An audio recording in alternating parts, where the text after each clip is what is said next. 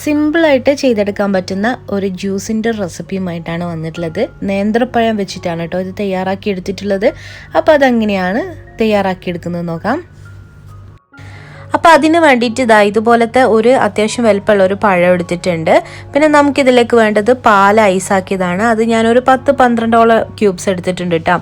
അപ്പോൾ പഴം ഇതുപോലെ ഇങ്ങനെ ചെറുതായിട്ട് കട്ട് ചെയ്തിട്ട് ചേർത്ത് കൊടുക്കാം. പിന്നെ ഇതിലേക്ക് കണ്ടൻസ്ഡ് മിൽക്കാണ് ചേർത്ത് കൊടുക്കുന്നത്. നല്ലൊരു ടേസ്റ്റ് ആയിരിക്കും ഇതുപോലെ ചേർത്ത് കൊടുക്കുമ്പോൾ. ഒരു 2-3 ടേബിൾ സ്പൂണോളം ചേർത്ത് കൊടുക്കാം കേട്ടോ. അപ്പോൾ ഈ ഒരു മധുരം മാത്രം പോരെ, നമുക്ക് ഇതിലേക്ക് പഞ്ചസാരയും കൂടെ ചേർത്ത് കൊടുക്കണം. ഒരു 3 ടേബിൾ സ്പൂണോളം പഞ്ചസാരയും കൂടി ചേർത്ത് കൊടുക്കുന്നുണ്ട്.